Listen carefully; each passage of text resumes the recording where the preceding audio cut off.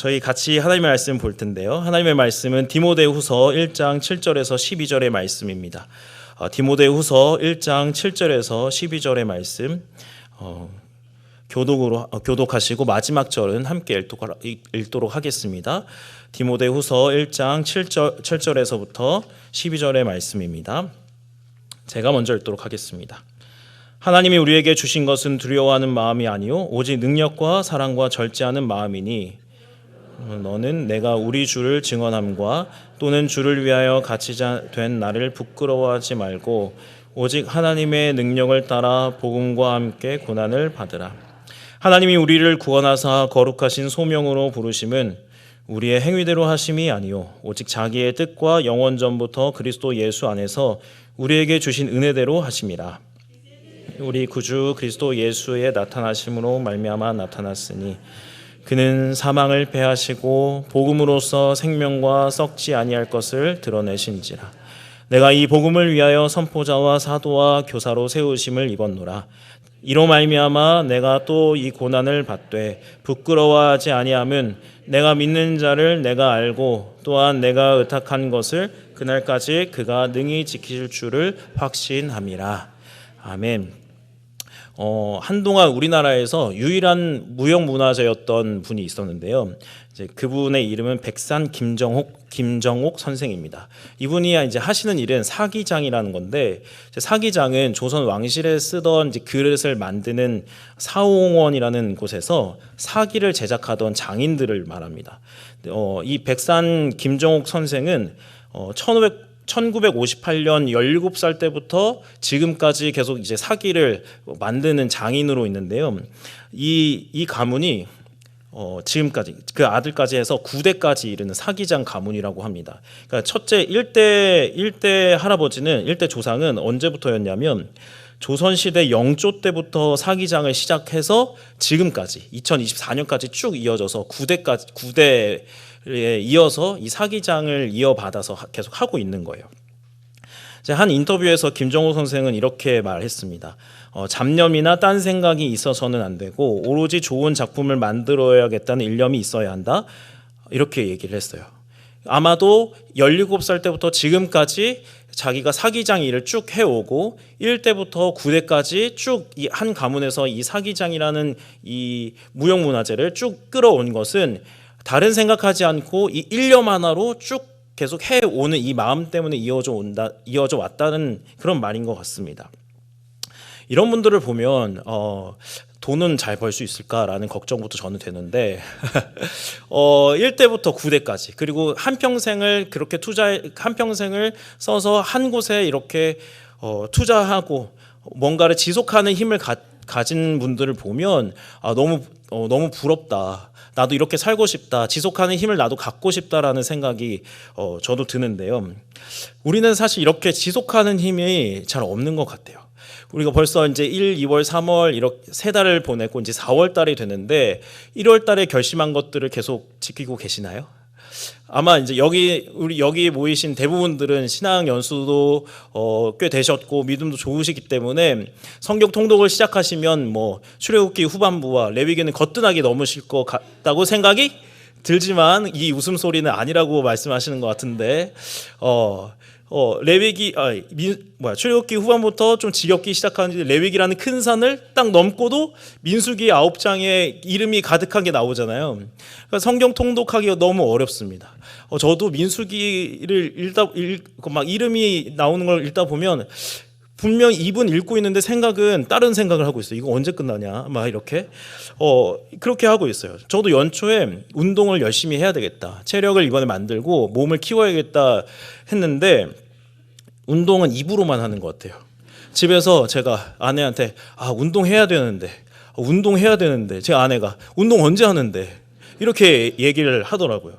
그러니까 입으로만 운동을 하고 움직이질 않습니다. 그래서 사람들은 작심삼일을 여러 번 해라. 작심삼일을 한 번 하고 또 한 번 하고 또 한 번 해라. 근데 문제는 작심삼일을 해야 한다는 것을 또 작심삼일을 해야 되잖아요. 그러니까 우리가 가진 어떤 결심이라든지 이런 것들을 지속할 힘이 우리에게 사실은 없습니다. 그러니까 어떤 것을 지속하는 사람은 정말 좀 특별한 사람들 같아요. 우리는 분명히 어떤 것을 지속하는 힘, 이 힘을 너무 동경하지만 어떤 어려움들이나 유혹 때문에 다 포기를 합니다. 다이어트를 하더라도 야 저게 뭐 그 냄새가 치킨 냄새가 나는데 뭐 고기 냄새가 나는데 먹을까 뭐 이러다가 이제 또 포기하게 되고 또 뭐 열심히 성경을 읽다가 아니 오늘은 매일 기도를 1시간씩 하겠다. 1시간씩 하겠다. 매일 1시간씩 하다가 그래 5일 정도 됐으니까 하나님도 그 다음 날 할 때는 좀 하나님도 이 피곤함을 아시겠지? 그냥 좀 자야겠다 하는데 그 잘 때 안 주무시고 핸드폰을 할 때가 있잖아요. 제가 그랬거든요. 그런 우리의 결심들이 뭔가 지속하겠다는 결심들이 우리 안에서 힘이 없으니까 이게 유지가 잘 되지 않습니다. 그러면 문제는 여기에요. 어떤 운동, 다이어트 물론 다 중요하지만 우리가 가진 가장 중요한 거 믿음. 이 믿음을 지속할 힘이 있어야 하는데 이마저도 이 믿음을 계속 지속할 힘이 우리에게 없고 또 이 믿음을 계속 이어서 우리의 다음 세대들이 그 믿음을 이어가야 하는데 사실 우리의 지금 형편들이나 지금 우리나라의 교회들을 흘러가는 것을 보면 이 믿음이 흘러가는 것이 너무나 어렵다는 생각이 듭니다. 너무 중요한 일인데요. 그렇다면 우리가 어떻게 이렇게 지속할 수 있는 힘을 받을 수 있을까요? 어떻게 하면 우리의 믿음을 우리가 계속해서 지속해 나가고 우리의 다음 세대들이 이 믿음을 지속해 나갈 수 있을까요? 오늘 말씀을 통해서 좀 살펴봤으면 좋겠습니다. 오늘 우리가 읽은 본문은 이 바울이 자기 마지막 순간을 앞에 두고 가장 사랑하고 가장 아끼던 영적인 아들 디모데에게 보낸 편지입니다.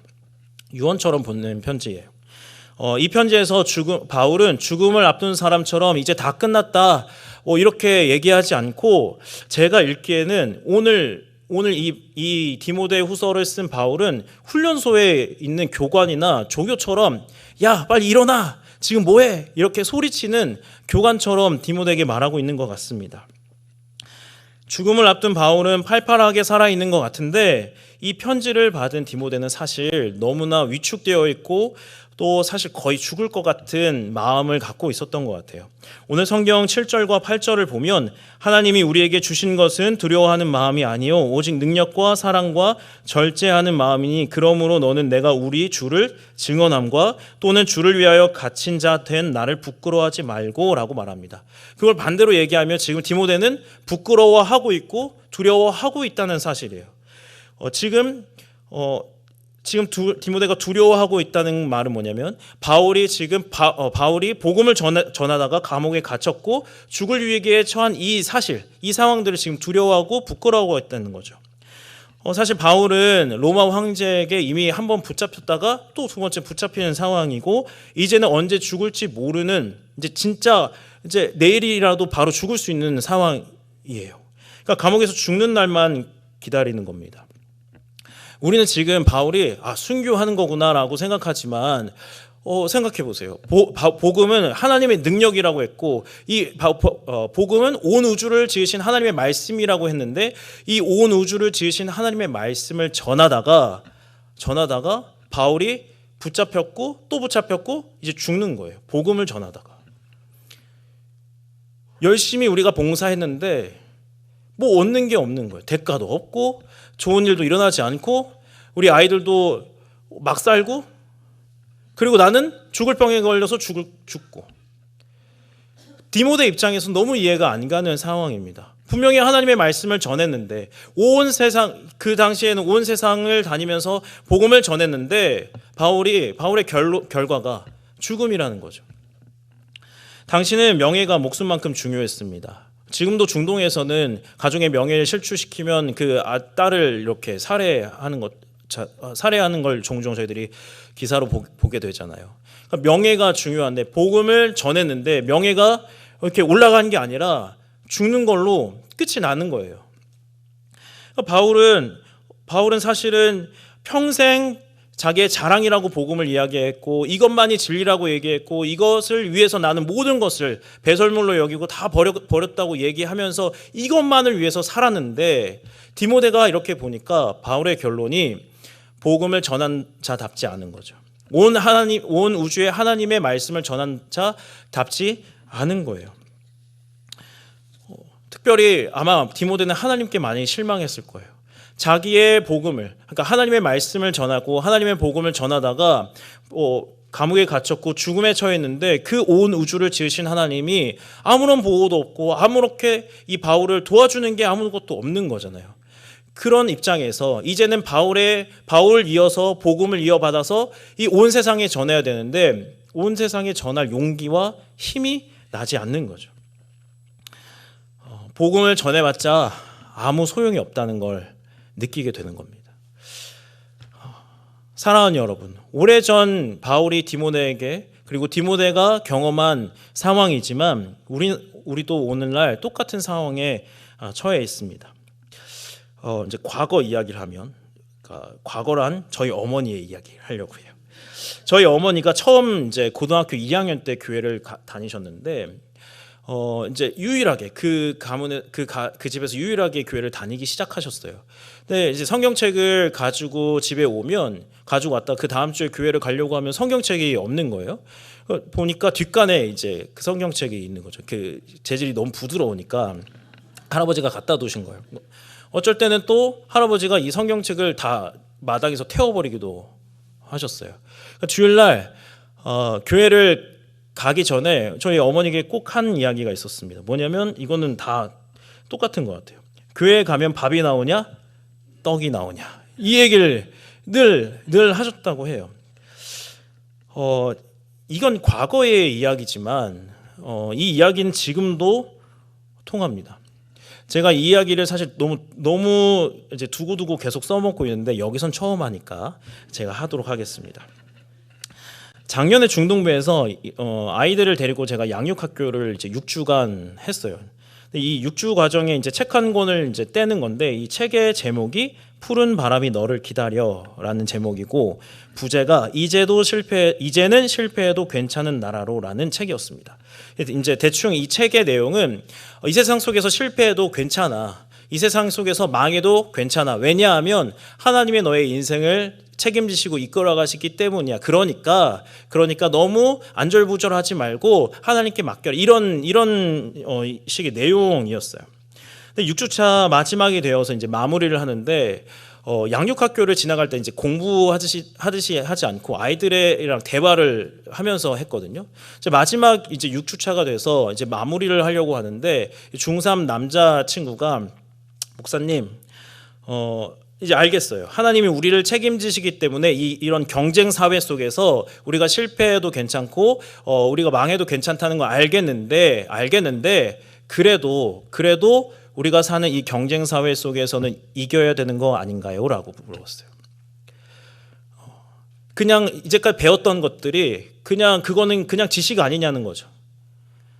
실제로 우리가 살아가는 학교에서 성적에서 떨어지면, 등수에서 떨어지면 좋은 대학교에 가지 못하고 좋은 직장에 가지 못하고 그 돈을 못 버는 것 때문에 결혼도 못하게 되고 이렇게 되지 않느냐는 거예요.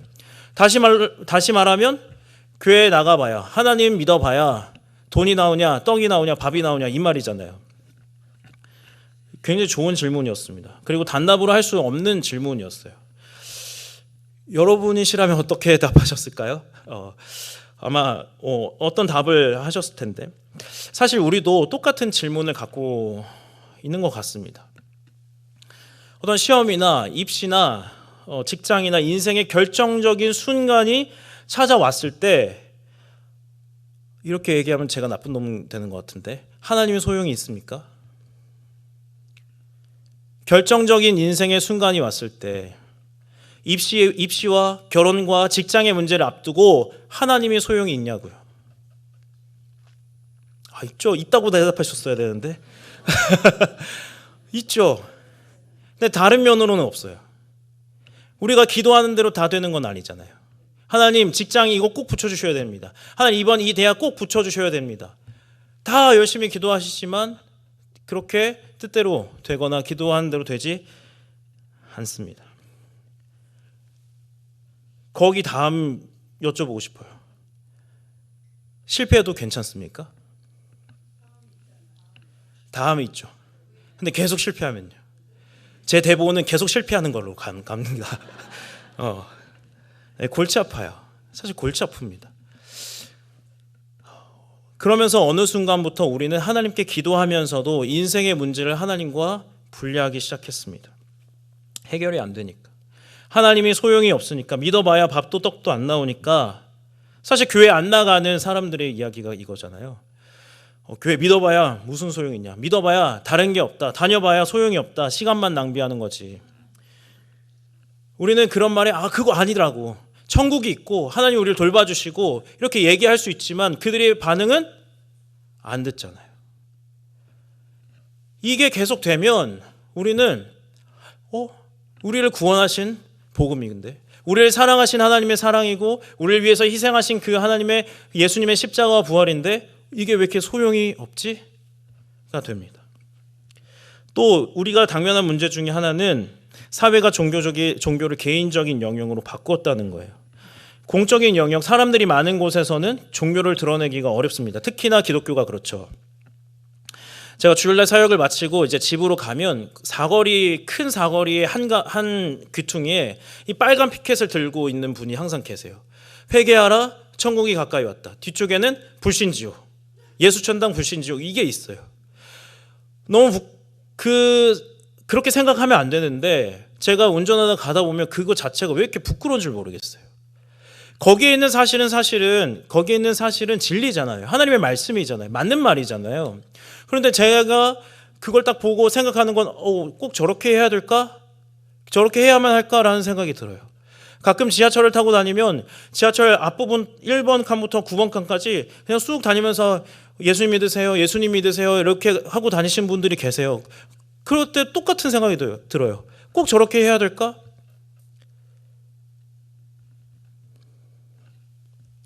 사실 그런 걸 따지기 전에, 꼭 그렇게 해야 될까 이런 방법을 따지기 전에 그분들이 하시는 말과 이야기는 진리고 구원의 방법이고 구원의 길인데 어느 누구 한 명이 그걸 듣고 한 명이라도 그걸 들어서 하나님께 나오면 그게 맞는 방법인 건데 저는 그거를 부끄러워하고 있었더라고요.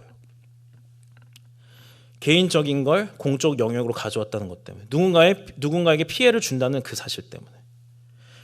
성경도 한 몫을 합니다. 인공지능이 나오는 시대고 기술이 빠르게 발전하는데 우리는 아직도 2000년 전에 이야기를 한다고 세상 사람들은 이야기를 해요. 성경은 청동기, 왕정, 신문제의 시대의 이야기인데, 그리고 그게 우리는 그걸 진리라고 얘기하잖아요. 사람들은 기독교는 변화에 제때 적응하지 못한다, 구닥다리다, 옛날 이야기다 라고 얘기하면서 귀를 닫습니다. 교회 도덕적인 문제들도 복음이 제대로 역할을 하는데 방해가 되는 거 마찬가지죠. 교회에서 일어나지 않아야 될 일들이 일어나고, 그런 일들은 우리가 사회에 나갔을 때 내가 그리스도인이라고 말하고 싶지 않습니다. 자랑스럽지가 않아요. 하나님을 믿는다고 하면서 믿지 않는 사람보다 살지 못하고, 또 그런 사람들 속에서 이 복음이 이미 소용이 없고 복음이 부끄러운 것이 되다 보니까 자랑스럽게 자부심을 가지고 복음을 전하는 일은 너무나 어려운 일입니다. 그러니까 차라리 저를 모르는 사람한테 복음을 전하는 일은 쉬워요. 저를 아는 사람들, 특별히 가정에서 복음을 전하는 일은 너무 어려운 일이잖아요. 우리는 복음이 아무 소용이 없다고 하는 이 사회에서 복음을 부끄러워하고 복음대로 살아가고 복음을 전하는 일을 두려워하게 됩니다. 너무 어려워요. 그러니까 길거리에 누굴 붙잡고 복음을 전하는 일은 쉽지만 특히 집안에 있는 사람들, 우리 가정이나 믿지 않는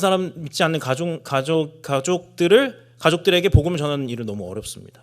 저희 아버지가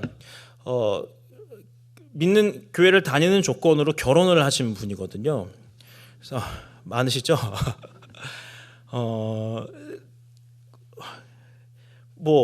이제 그렇게 해서 잘 다니시면 너무 감사하고 좋은 일이지만, 제가 10살 때인가 9살 때쯤에 저희 아버지가 교회에서 상처를 받으시고 교회를 떠나셨어요.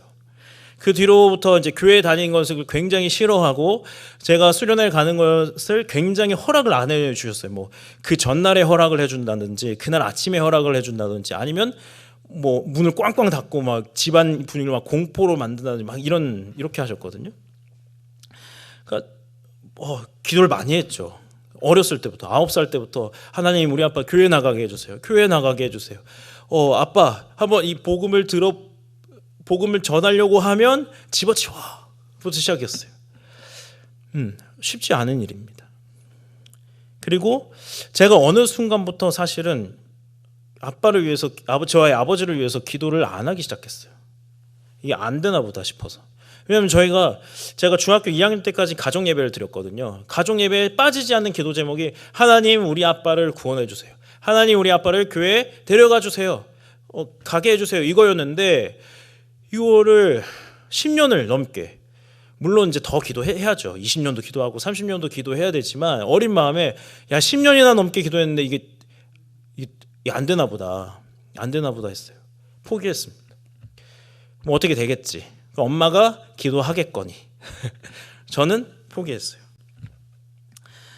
밖에서 복음에 대해서 술술 말할 수 있고 교회에서는 복음에 대해서 자랑스럽게 말할 수 있지만 저처럼 교회를 다니지 않는 가족이 있거나 또 다니지 않는 가족이 있거나 제가 너무 잘 아는 사람들에게 복음을 전할 땐 이 복음을 전하는 게 너무 부끄럽고 사실 두려운 일이기도 합니다. 그들의 반응에 우리의 손과 발이 묶이고 우리의 입도 묶입니다.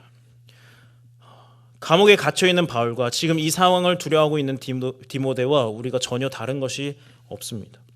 그런데 오늘 바울은 죽음을 앞두고 있는데도 불구하고 확신을 갖고 자신감 있게 오늘 이 성경을, 이 편지를 쓰고 있단 말이죠. 바울은 두려워하고 부끄러워하고 있는 디모데에게 두려워하지 마라, 부끄러워하지 마라 이렇게 얘기합니다. 그러면서 8절을 보면 그러므로 너는 내가 우리 주를 증언함과 또는 주를 위하여 갇힌 자 된 나를 부끄러워하지 말고 오직 하나님의 능력을 따라 복음과 함께 고난을 받으라 이렇게 얘기해요. 이게 더 이해가 안 가요. 하나님의 능력을 따라 고난을 받으라?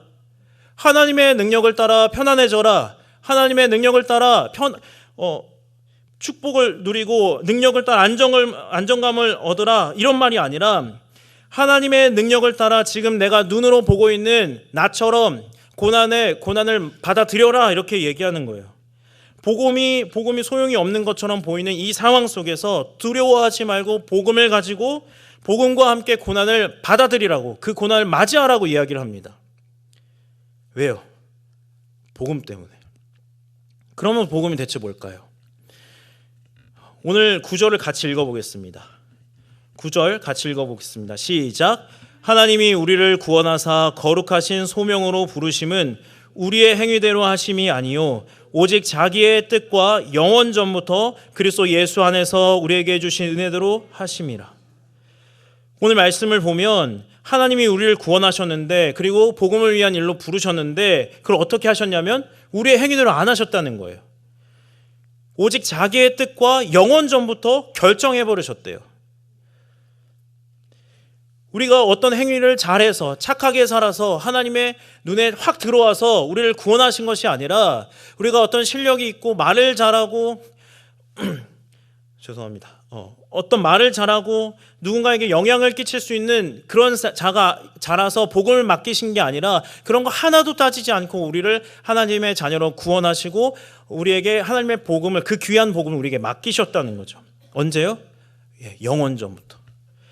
영원 전부터 우리가 이 세상에 태어나기도 전에, 이 세상 자체가 생기기도 전에 영원 전에 하나님만 계셨을 때 오로지 하나님의 뜻만 가지고 구원하기로 결정하셨다는 겁니다.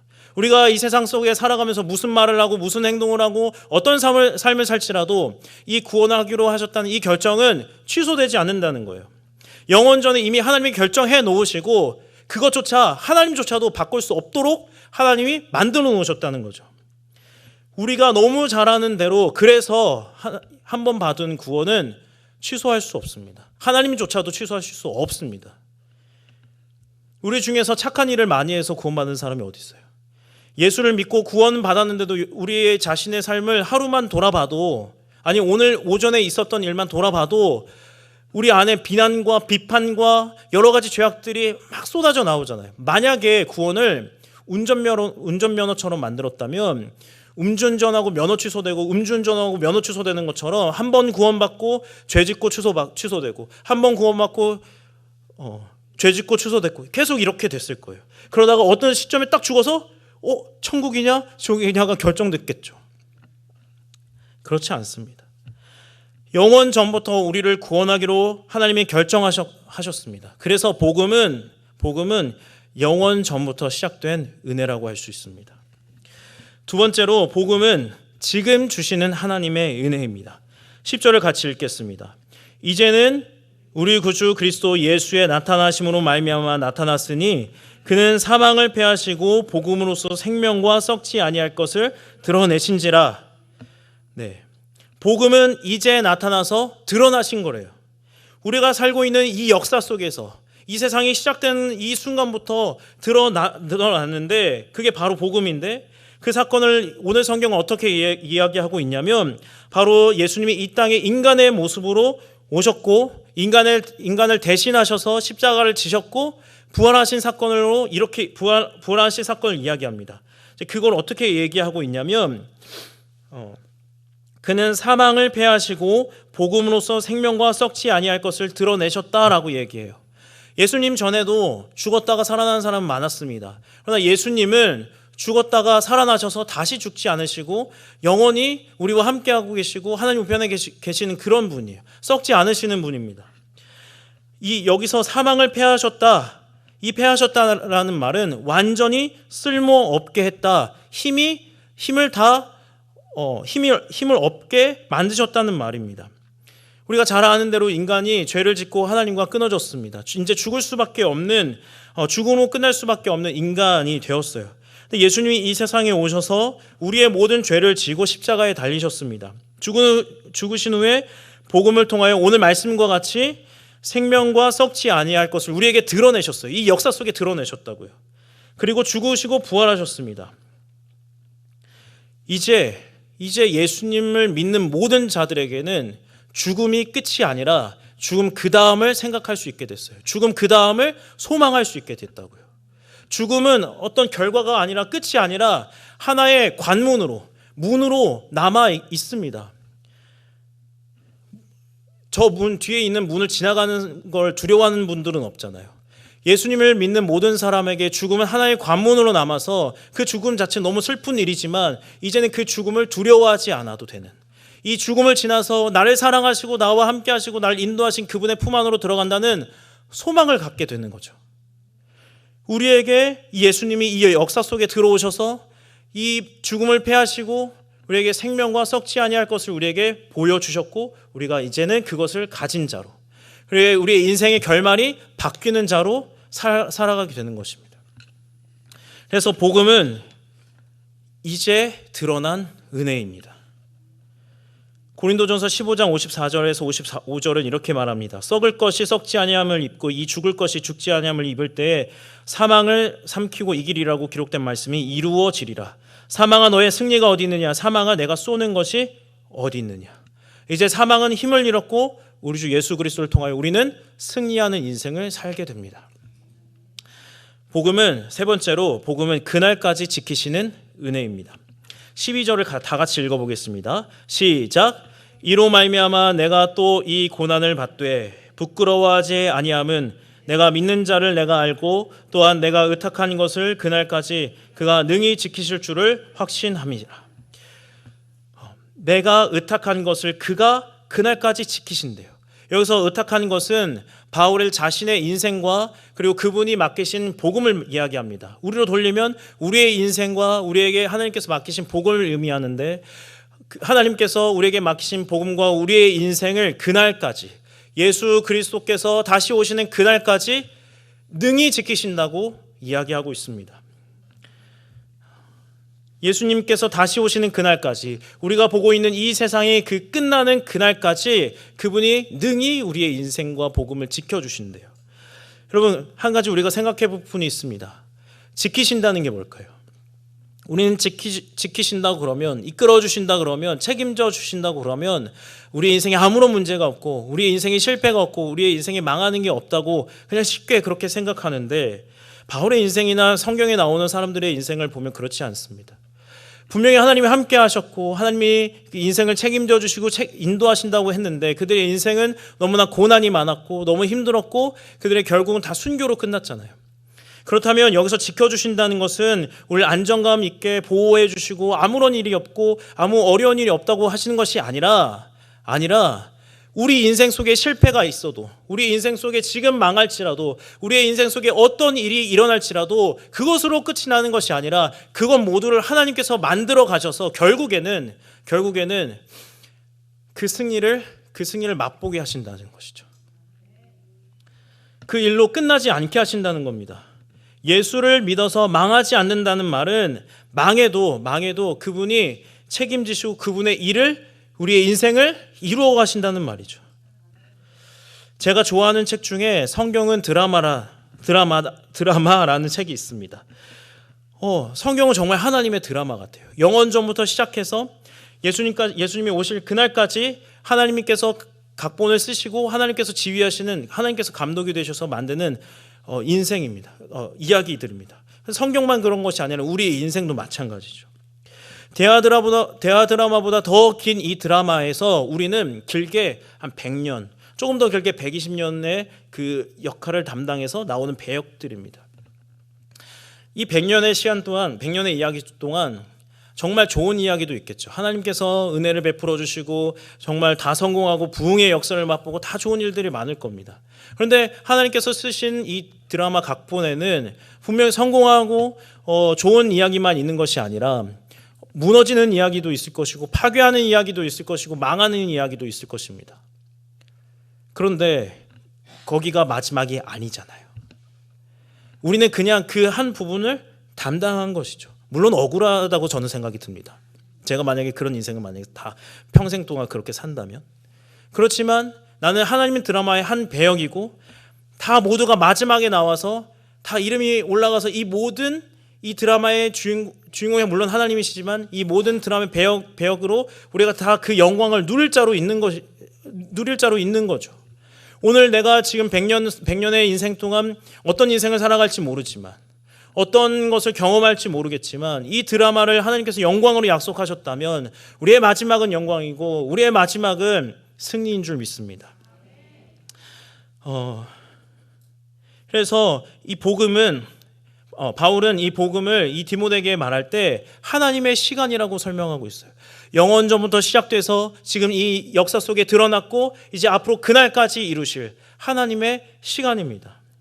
사랑하는 여러분, 복음은 우리의 인생을 관통하는 하나님의 시간이고 우리 이 세상을 관통하는 하나님의 시간이고 절대 무너지지 않을 하나님의 시간입니다. 오늘 설교의 제목과 같이 우리가 보고 있는 교회와 복음의 역사와 우리의 자신의 믿음이 흔들릴지라도 우리에게 주신 그 하나님의 복음은 절대 뽑히지 않을 줄 믿습니다. 제가 한 가지 이야기만 나누고 오늘 설교를 마치려고 하는데요. 하나님의 지하 운동이라는 책이 있습니다. 제가 너무 좋아하고 제가 종종 생각하는 그런 이야기인데요. 리처드 범브란트라고 하는 루마니아의 목사님의 간증집입니다. 공산주의가 루마니아에 들어와서 목사님들이 다 잡혔어요. 잘 아시겠지만 이제 공산주의에서는 기독교가 악이잖아요. 목사님들을 회유도 하고 협박도 하고 고문도 해서 기독교를 아예 말살시키려고 포기하게, 복음을 전하지 못하게 이제 공산주의자들이 그렇게 얘기를 했는데요. 범블란트 목사님은 마지막까지 복음을 포기하지 않았습니다. 근데 그러다가 사람들이 방법을 바꾼 거예요. 쇠뇌하는 방식을. 눈을 가리고 감옥에 갇힌 이제 범블란트 목사님을 눈을 가리고 이제 어느 특별한 감옥 안에 어떤 특별한 구역으로 데려갔습니다. 이 감옥이 굉장히 고통스러운 곳이에요. 뭐 밥도 잘 주고 다 괜찮은데 24시간 내내 스피커에서 확성기에서 큰 소리가 납니다. 지금은 아무도 그리스도를 믿지 않는다. 지금은 아무도 그리스도를 믿지 않는다. 확성기에서 나온 거예요. 네. 근데 이제 그런 상황에 리처드 범브란트 목사님에게 편지가 오는데 나도 기독교를 떠났어요. 당신도 믿지 마세요. 가족들의 이야기, 동료들의 이야기, 그런 편지들이 보내지는 거예요. 그 편지는 다 공산주의자들이 이제 다 조작해서 보낸 편지였거든요. 근데 24시간 내내 지금은 아무도 그리스도를 믿지 않는다. 기독교는 죽었다. 기독교는 죽었다. 기독교는 죽었다. 이 스피커가 24시간 내내 돌아가니까 그러면서 나는 기독교를 믿지 않기로 결심했어요라는 편지를 이제 받은 리처드 범브란트 목사님이 이제 다 끝났구나라는 생각 들었습니다. 그리고 그분이 그 소리를 아니야 하다가 그 소리를 진짜 믿게 됐어요. 그러다가 범브란트 목사님이 마지막 이 이야기 부분적인 이야기의 마지막 부분에 이렇게 얘기를 했습니다. 범브란트 목사님이 포기를 결심을 하다가 이렇게 마리아가 생각이 났대요. 그리고 이렇게 얘기했습니다. 마리아는 십자가에 돌아가셔서 무덤에 계신 예수님이 부활할 때까지 울며 기다렸습니다. 나도 복음이 죽었다고 믿으면서도 복음을 믿을 것입니다. 복음은 다시 살아날 것입니다. 그때까지 포기하지 않고 울며 기다리겠습니다. 라는 말이었어요. 제 나이에 이 시대가 어떻다 저렇다 이야기하는 것은 말도 안 되는 일이죠. 그냥 열심히 살아야 된다고 저도 생각이 들어요. 제가 만약에 그렇게 해서 좀 마음을 언짢게 해드렸다면 죄송합니다. 그러나 제가 맞이하고 있는 것들, 그리고 제가 신학교 다닐 때 왔던 목사님들은 너희가 목회할 때가 되면 진짜 힘들 거야 라고 말씀하셨어요. 제가 20살 때 같이 신학생에 들어왔는데 왜 저런 이야기를 할까? 20살인데 막 이제 불타오르는데 거기다 찬물 끼얹고 막. 그러나 실제로 제가 보기엔 우리 교회는 진짜 아닌 것 같은데 주변의 교회의 이야기들과 소식들을 들으면 그렇게 희망적이진 않습니다.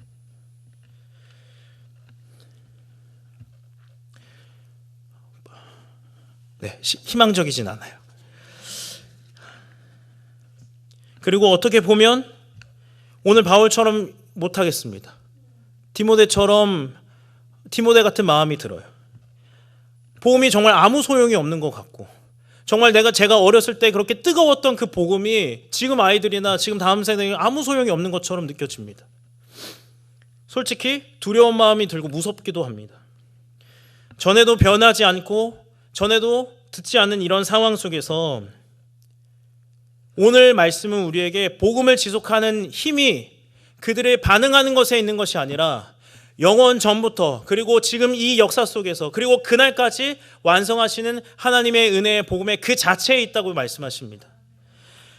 이 복음은 우리가 붙잡고 있어서 있는 것이 아니라 먼저 하나님이 우리를 붙잡고 계셔서 우리를 이끌어 가시고 그날까지 데리고 가시는 그러한 복음입니다. 우리 안에 복음을 지속하고 믿음을 지속하는 힘이 나오는 것이 아니라 영원 전부터 시작하신 그 하나님의 은혜가, 그리고 지금 나타난 그 하나님의 은혜가, 그날에 나타난 그 은혜가 우리를 붙잡고 계셔서 우리를 지속하게 만드시는 줄 믿습니다. 우리는 확신해야 됩니다. 그러나 한 가지 문제가 있습니다. 뭐냐면 우리가 너무 많이 알고 너무 모른다는 사실입니다. 우리는 세상의 소식은 너무 밝습니다. 정치가 어떻고 경제가 어떻고 사회가 돌아가는 건 어떻고 이번에 입시는 어떻고 라는 것을 정보를 너무 빨리 알고 너무 많이 아는데 우리가 진짜 모르는 것이, 많이 놓치고 있는 것이 있습니다. 복음입니다. 예전에 들어서 알아. 내가 그만큼 공부해서 알아. 많이 전해봐서 알아. 아니요. 평생 공부하고 평생 전해도 알 수 없는 것이 복음이잖아요. 확신은 여기서 나온다고 생각합니다. 확신은 하나만 알 때, 단 하나만 붙잡고 있을 때 확신이 듭니다. 제가 웃긴 얘기하면 안 될 것 같은데, 남자가 아니면 여자가 이성을 선택할 때 이 여자도 괜찮네, 이 남자도 괜찮네 이러면 한 명을 못 고릅니다. 그렇죠? 한 명만 있을 때 고를 수 있잖아요. 마찬가지로 우리가 이 세상 속에서 붙잡고 싶고 붙잡아야 할 것이 많으면 복음을 붙잡을 수 없습니다. 오늘 바울은 나는 이러면서 나는 이 복음을, 그가 나를 지켜주실 것을 확신한다고 이야기하고 있습니다. 바울은 다른 것을 다 버렸습니다. 바울은 이 복음만 알고 있었습니다. 바울은 이 복음만 붙잡았습니다. 그리고 그 전에 하나님이 바울을 붙잡고 계셨습니다. 마찬가지로 우리가 이 세상 속에서 어떤 상황과 어떤 환경이 올지라도, 우리가 가진 복음이 잘 통하지 않는다고 보일지라도 우리를 붙잡고 계신 그 하나님이 우리의 믿음도 붙잡고 계셔서 지속할 수 있는 힘을 주시고 우리에게 복음과 우리 다음 세대들에게 복음을 전해주고 지속하게 하실 줄 믿습니다. 이 시간 우리 같이 기도했으면 좋겠습니다. 이 시간 기도할 때 하나님, 우리와 우리 다음 세대를 지켜주시옵소서. 하나님 도와주시옵소서. 우리가 이 세상 속에 살아가면서 다른 것을 붙잡지 않게 하여 주시옵소서. 돈이 힘이 있다고 생각하지만, 이 세상 속에 능력이 힘이 있다고 생각하지만 영원전부터 우리를 붙잡고 계신 하나님의 복음을 붙잡게 도와주시옵소서. 단 하나를 붙잡는 싸움을 할 수 있게 도와주셔서 복음을 지속할 수 있도록, 복음을 흘려보낼 수 있도록 주님 저희들에게 은혜 달라고 이 시간 우리와 우리의 다음 세대를 위해서 함께 기도하도록 하겠습니다. 기도하겠습니다. 하나님 아버지 감사합니다. 이 시간 주님의 은혜를 구합니다. 주님, 저희들에게 아버지 은혜를 허락하여 주시옵소서. 영원전부터 그리고 지금도 드러내시고 그날까지 드러내실 주님의 복음이 우리를 붙잡고 계심을 믿습니다. 하나님 아버지, 하나님 인도하여 주시옵소서. 우리가 단 하나를 붙잡는 싸움을 할 수 있도록 인도하여 주시옵소서. 세상이 말하는 힘을 붙잡지 않고 온전히 하나님의 능력과 복음을 붙잡을 수 있도록 인도하여 주시옵소서. 그리하여 아버지 은혜를 붙잡고 그리고 은혜를 가지고 이 지속할 수 있는 힘을 가지고 살아갈 수 있도록 주님 인도하여 주시옵소서. 하나님 도와주옵소서. 하나님 아버지, 우리는 복음이 두렵고 그리스도인으로 사는 게 부끄러운 시대를 살고 있습니다. 그러나 하나님이 영원전부터 은혜의 복음을 계획하셨고 우리를 선택하셨고 예수님을 통해 그 은혜를 나타나게 하셨고 그날까지 이루실 것입니다. 하나님, 우리의 자손들이 단 하나의 복음을 깊이 알 수 있도록 도와주시옵소서. 세상의 것을 붙잡지 않고 오직 하나님의 하나님 은혜의 복음만 붙잡을 수 있도록 도와주시옵소서. 두렵게 하는 세상 속에, 부끄럽게 하는 이 세상 속에 당당하게 복음을 확신하며 살아갈 수 있도록 도와주시옵소서. 지금은 우리 주 예수 그리스도의 은혜와 하나님의 무한하신 사랑과 성령님의 교통하심이 영원전부터 지금 그리고 그날까지 이루시는 복음 단 하나를 붙잡겠다고 결단한 여기 모인 주님의 가족들 위해 그리고 그 자녀들 위해 영원토록 함께 있을지어다. 아멘.